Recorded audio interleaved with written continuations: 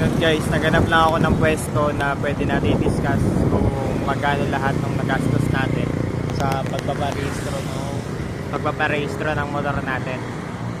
Lahat ng nagastos ko is magkano ba? 500 for insurance. Tapos